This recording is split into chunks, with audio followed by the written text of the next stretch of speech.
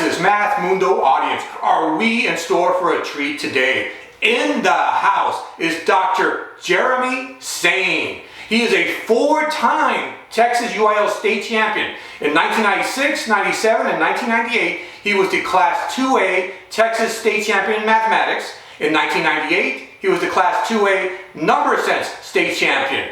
Dr. Jeremy Sain from Wellington High School, a proud skyrocket in the house. Let me take a quick moment to ask you that if you enjoy this content, that you please hit the subscription button and the notification bell, that you leave a comment below and you smash that like button. It really helps me out with the YouTube algorithm. Help me spread this joy, help me spread this beauty to as many people as possible. Dr. Jeremy Sain, four-time UIL State Champion, a proud Wellington High School skyrocket, right ahead. My name is Logan Johnson, and this is Texas Math Mundo.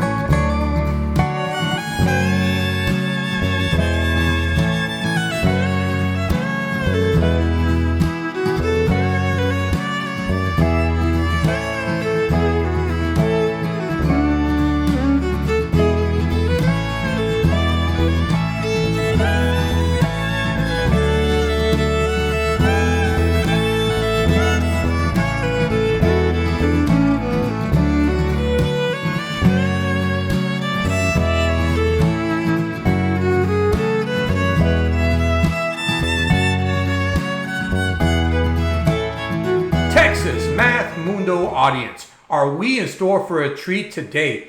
In the house is Dr. Jeremy Sain. He is the 96, 97, and 1998 Texas UIL Class 2A Mathematics State Champion, the 1998 Class 2A Number Sense State Champion. He's also the 95, 97, and 98 Texas UIL Solo and Ensemble Outstanding Performer. From Wellington High School, a proud skyrocket, Dr. Jeremy Sain. In addition, he received his bachelor's degree in mathematics and physics from Texas Tech University. He earned his Ph.D. in mathematics from UC Berkeley. He is currently a mathematics professor at Clarendon College, where he also serves as director of the Sciences Division. Welcome, Dr. Jeremy Sain. Thank you for being with us. Oh, thank you for having me. Great. Hey, let's start off by asking, how are you doing, man? What are you up to nowadays? Oh, I'm just living the simple life.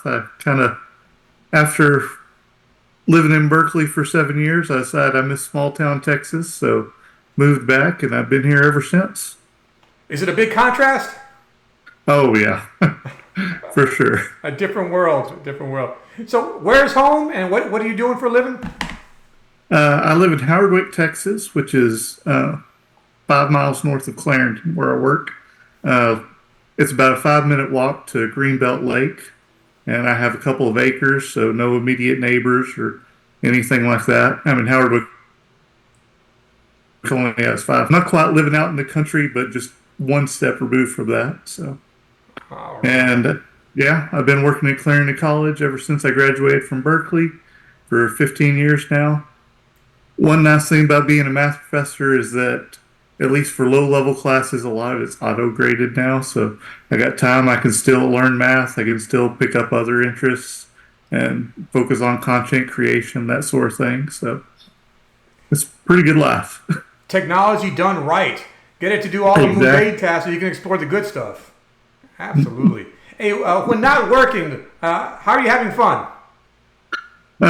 Yeah, I have a lot of interests, and I pick up new things all the time. I mean, even if I wind up not sticking with them, I think trying to learn new things and stretching your brain, I mean, it's really good for keeping that creativity and keeping your brain in shape or whatever. Uh, Besides math, I've always done a lot of music. I mean, you mentioned I was outstanding performer or whatever in high school. I play a lot of instruments. I guess the main thing, I still play piano for my church on Sundays. I play a lot of banjo. I like to do a lot of arranging songs for instruments they weren't written for, like, I don't know, doing Paganini 24 on the banjo or something, just because you get that creative itch, but it's like a problem solving thing because this group of notes was not intended for this instrument, and so you have to figure out, well, how do you make that work? And so uh, that's pretty fun. I also like to read a ton. I read at least a couple books a week, which my wife reads about five, so I've still got a long way to go to get to her. But yeah, I've always got a math book going. I read a lot of young adult fiction just because I mean it's kind of easy, but it's also I mean anything to get your imagination going is a good thing. So Great stuff. You look like you keep yourself very engaged. yeah, I try to keep busy.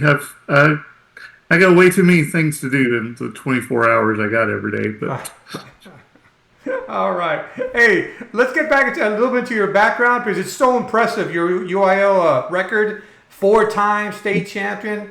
That's really impressive. So let's start off. Where are you from? Born and raised, and what's your cultural heritage? I was born in Muleshoe, Texas, which is right on the New Mexico border, and lived there. I mean, my parents moved to Wellington when I was about five, so basically I lived there my whole growing up, and my parents still live there. It's 45 minutes from Clarendon, so I go back and see them at least once a week usually. So uh, I guess culturally, I'm about as small town Texas as you get. My dad was the first in his family to ever go to college. I mean, he grew up very, very poor. I mean, but anyway, he grew up looking at the people around him and thinking, hey, it's the educated people that wind up being successful. And so, I mean, his mom kind of thought he'd get over it, but he's like, no, I want to go to college. And so he worked 60 hours a week, put himself through. And anyway, my parents definitely highly valued education growing up. And we still didn't have a whole lot financially growing up, but did make enough that my mom was able to stay home full time, which I feel very blessed to have been raised by a stay at home mom.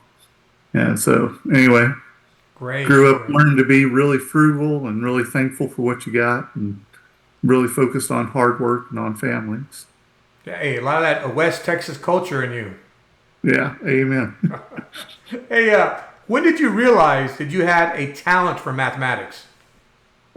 I think I came out of the womb. I mean, there's a cassette tape somewhere where I'm 14 months old counting to 20. And I Wow. mean, from my time I was little, I played with puzzles and Legos and kind of anything along the problem solving stint. So, Wow, wow. And so, what was your introduction to competitive mathematics? uh, so started number sense in fifth grade. That was the first time Wellington allowed it or whatever, which I won district then. But I really owe a lot to my sixth grade teacher, Holly Wynn. So all teachers through elementary kind of put me in that good at math category, but she was the first one who thought, okay, this kid really is like potentially state level competitor. And so the first thing she did was after the first semester of sixth grade, she decided there wasn't much point in me being in her class. She put me in a back corner, had me an Algebra 1 textbook, and said, "Hey, go figure this out." Which, I mean, and it's not like she wasn't engaged. I mean, I would work problems and she'd grade them and stuff, so she helped me through. But yeah, she kind of got me in the just pick up a book and figure it out. What was her name again? Holly Wynn. All right. So she inspired you. Yeah. Any other inspirations? And well, so of course I would eventually have my high school teacher, Lloyd Hayes, and my band director was. I mean, they were kind of my best friends in high school. But yeah, and then of course by the time I started reading math history, like all the classics were also inspirations too. But yeah. Great stuff. One thing too about Miss Wynn, she was also, I mean, going back to the competition side of things, Wellington had never done TIMSCA at all. But when she found out, hey, I can take these I've got a junior high kid that can make it to state. She managed to talk the school into fronting the money to send us down there, and so that was pretty awesome. Which I wound up that first year I got second to Joy Kennedy, which if you know UIL history, she's pretty famous. But I was really excited. I mean, I was about 10 points behind her. Wow. But it was the first time in my life I'd met a math person like my age. So I was like, wow, they do exist. Hey, I'm so happy you say that the school district footed the bill to send a talented youth to the Team ACA state meet, especially this was in junior high, you said? Yes. Wow. I imagine it really inspired you and really motivated you. For sure. And to be exposed to other youth with a passion for mathematics. Amen. Awesome. I want to talk about 1996, 97, 98, and Wellington High School. What is Wellington, Texas, the city like in those days? I mean, Wellington was and still is kind of your typical small town Texas. I mean, everybody's really friendly. If somebody asks you, like at the bank, I mean, what you're doing, the next time you go in 2 weeks later, they will ask you about the thing you told them about. I mean, everybody knows everyone. As far as like school stuff, I mean, they're very supportive of the students. Of course, it's small town Texas, so that's mostly the football and basketball teams, but I mean, everybody shows up for the games and stuff. How about the high school? Were you academically challenged? Yes and no. I mean, like I said, thanks to Miss Wynn, I started kind of taking math classes on my own, which I actually wound up finishing the high school math route my freshman year. And so the school actually paid for me to take correspondence courses from Tech. I wound up taking up through Calculus 3 while I was still in high school with that. So that was, that was really nice. So they took strides to try to meet the needs of one of their better talented students. For sure. That's great. That's good to hear that they were able to do that. Wow. Hey, did they celebrate your academic victories as much as they celebrate the athletic victories? Oh, yeah. Which, actually, the local paper kind of got chewed out by the principal my freshman year because I made it to state that first year. I wound up getting sixth in both math and number sense. But when I qualified, there wasn't a word about it in the paper. And the next week, whenever some of the track kids qualified for state, they had half a page talking about it. And so the principal called them and kind of chewed them out. And after that, they were very diligent to report on all the academic. Hey, I applaud the principal, man. She's making sure that the academic stars get applauded as well. For sure. Awesome. Was there a cohesive team, or were you working solo? Did you all go to many tournaments? So tournaments, not really. I mean, like I said, small town, we didn't really have funding for it. Even like the TIMSCA, we only did that in junior high because I thought, well, you can do to UIL in high school. So anyway, but they did kind of as much as they could support us locally. They did, which they tried to arrange everybody on the team schedule so we could have an off period together so I could work with all the the other kids on the team. Which, that was pretty fun. Awesome, awesome. Hey, you want to do a shout out to your teammates and to your coaches? Sure. So coaches again, Holly Wynn and Lloyd Hayes. My teammates had Molly Johnson, Amber DeVos, Chris Souter, and Kristen Littrell. So if y'all are out there somewhere, Hey, yeah. because y'all were state champions as a team also, right? Yes. So we won state first on both junior and senior year. Hey, and that requires a team. Amen. Yeah. Awesome, awesome. So how do you become a 4-time state champion? What were your study habits? I didn't really study for UIL specifically a whole lot. I mean, I studied with my team, and so sure enough, that's daily practice, so that's good. But mostly, I liked reading math books. I mean, I started, like I said, in 6th grade reading that Algebra 1 book and never flat kicked the habit. So I guess the last thing the local library had was just like a standard calculus textbook. So I read that the summer of my freshman year and kind of read up through the Calculus 3 material or whatever. And then after that, try to get my parents to take me to Barnes & Noble a couple times a year. And so they used to actually have Dover math books in the physical stores. I think you go and get those online now. But I found a couple of... This was my algebra book that I found, which is a horrible... it was $8.95 back then. It's a horrible way to learn algebra because it's mostly a problem book. I didn't know what I was buying. But after reading it about 4 or 5 times, it's kind of started to make sense. And one that I do recommend if you got anybody that loves math out there, Danzig's, it's a number, the history of, it's a math history book. But it's got all right. both some nice, I mean, it's got great history in it, but it also is kind of at a good level if you've got a high school educated math person. They can kind of start to see, like, okay, about transcendental numbers and infinities and infinitesimals and some other things like that. So. Oh wow! But, yeah, I bought 5 or 6 of those books and just read them over and over until they started making sense. Great stuff! Great stuff. Oh, and then I eventually went to visit Tech and made friends with one of the professors there, and he gave me this thing. Which you can see how well used. Yeah, it was Krassig's Advanced Engineering Mathematics. So I spent a whole lot of time with that one my senior year in high school. So good stuff. What was the most? What do you find the most memorable in those days? Was it the state meet?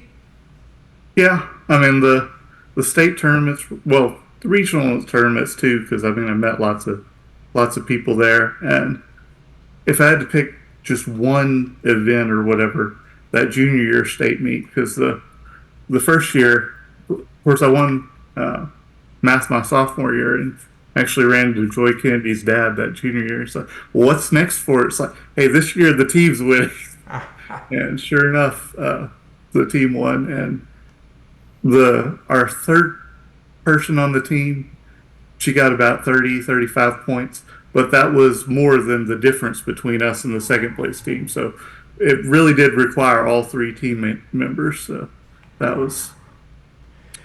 I was going to ask about rivalries. You first encountered Joy Kennedy in middle school. Did you all continue that rivalry through high school? Or were there any other rivals that you remember? I didn't really have a whole lot of rivals so much. Of course, in number sense, I mean, I was always... I felt that I was okay. I mean, I'd usually score like 3 to 320 or so, which, wow. I mean, is usually good enough to place at state. But I mean, there were plenty of people as good or much better than me too. So I mean,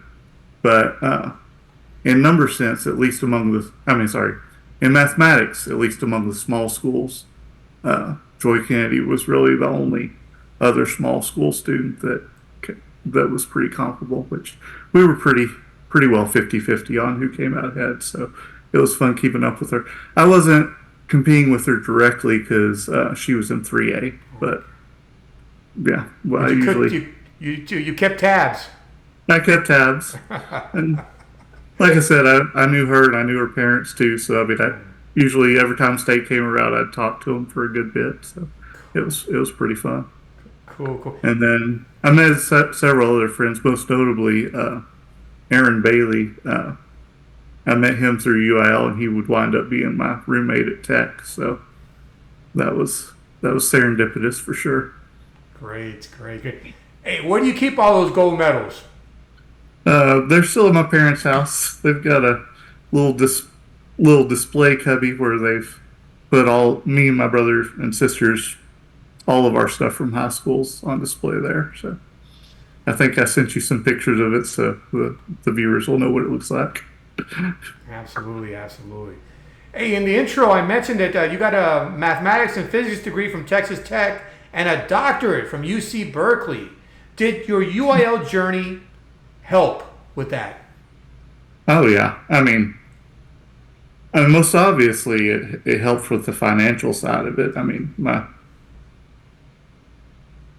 mom told me, I mean, when I was in fifth grade, it's like if I wanted to go to college, they support me however they could.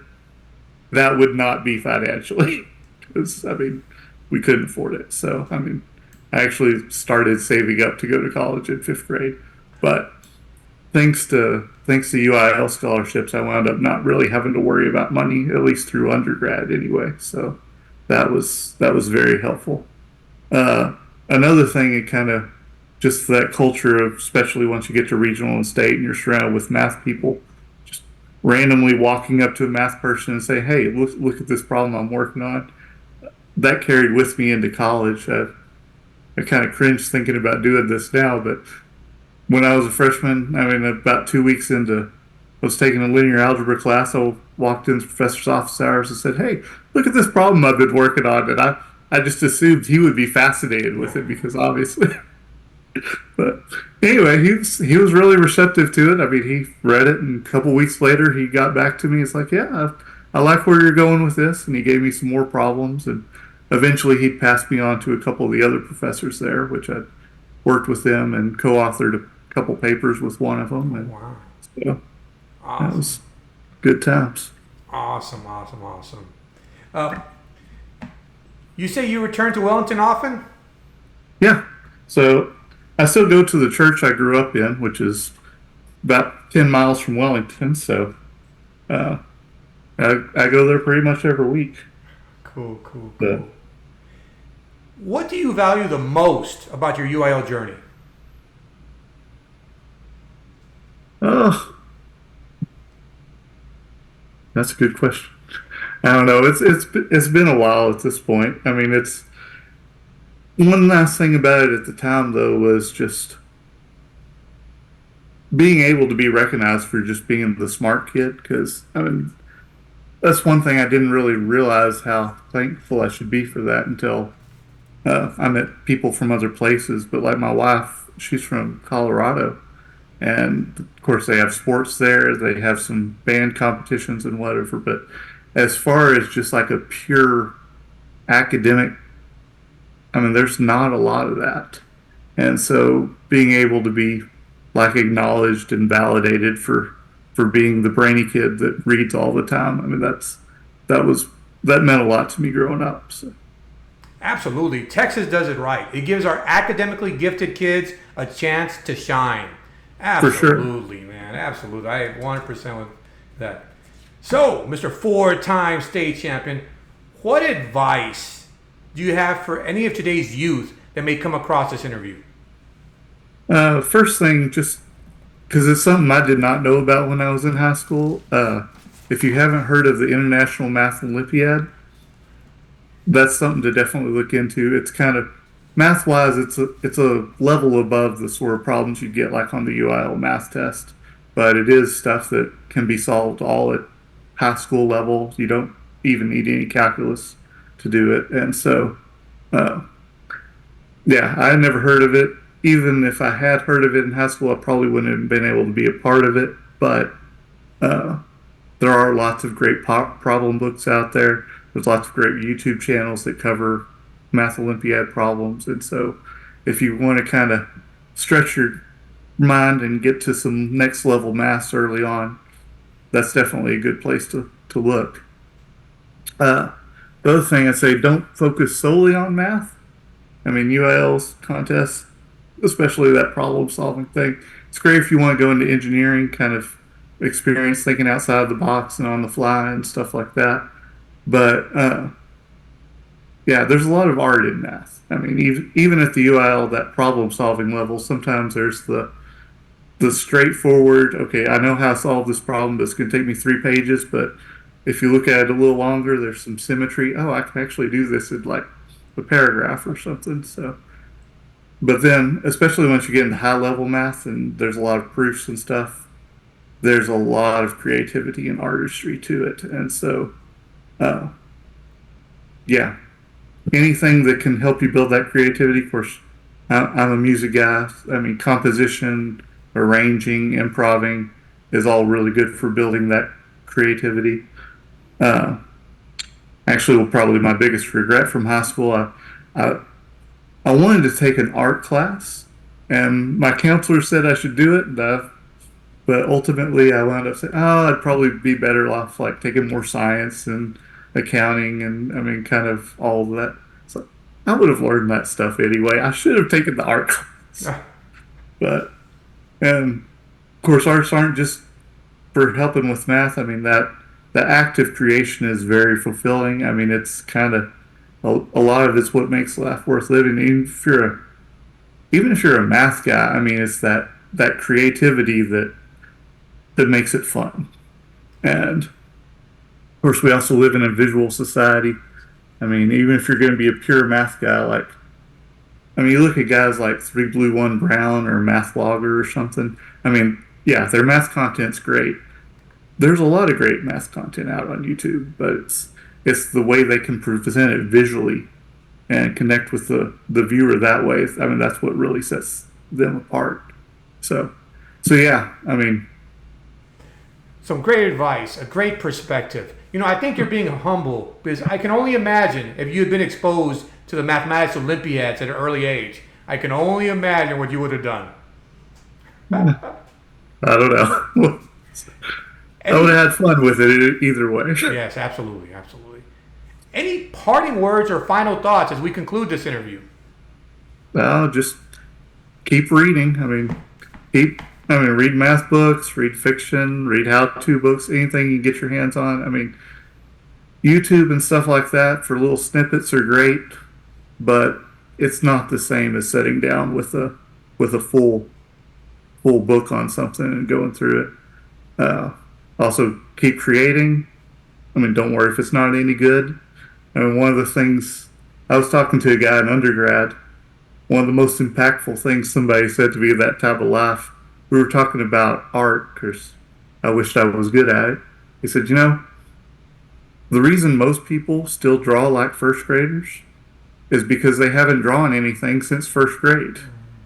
And it's like, yeah, create's just like any other skill. I mean, you've got to practice it, or else you're never going to develop it. So, I mean, it's gonna be bad, but as you keep going, it gets better and better. So, and lastly, I'd say don't worry too much about what other people think of you. I mean, that's a natural tendency when you're like teenage up to 20 is to be obsessed with what other people think of you. And then by 40, you kind of don't care what other people think of you. And then by 60, you realize nobody was actually thinking about you to be good with. I mean, they were worried about what other people were thinking of them the whole time. So, but if you don't worry too much about what other people are thinking about you, that frees you up to be able to make mistakes. And I mean, you learn a lot from your successes, but where you really learn is from your mistakes. And so keep trying, keep making mistakes, keep getting better, and yeah. Great stuff, Dr. Jeremy Sain. You know, it's very impressive when I was looking at the archives to see your name so many times. So I'm very appreciative that you put a face to the name. Now we know that person in the archives. We know Dr. Jeremy Sain. I can't tell you how much I appreciate you coming and sharing your story. Oh, thank you for having me, Saul. Oh, absolutely. Hey, I'm in the Houston area. You ever in this neck of the woods? Give me a call. We'll go have lunch, talk some mathematics. Hey, I just hope you consider me a friend if you're ever in these parts. No, absolutely. And likewise, if you're ever up in the Panhandle, stop by Clarendon College. I'd love to sit down and talk math with you for a while. So, I appreciate it. I appreciate it. Dr. Jeremy Sain, thank you very much and farewell. Farewell. Thank you. Have a good. Bye-bye. Wow, what a fascinating discussion with Dr. Jeremy Sain. 4-time state champion, 96, 97, 98, Class 2A Mathematics, 98, Class 2A Number Sense, 4-time state champion, Dr. Jeremy Sain. I really appreciate you sharing your story with us. Thank you very much. Let me take a quick moment and ask if you enjoyed this content, that you please hit the subscription button and the notification bell, that you leave a comment below, and you smash that like button. It really helps me out with the YouTube algorithm. Let's spread this joy, let's spread this beauty to as many people as possible. I got plenty of wonderful things in store for this channel, and I truly appreciate your support. My name is Logan, and this is Texas Math Mundo. Farewell. Farewell.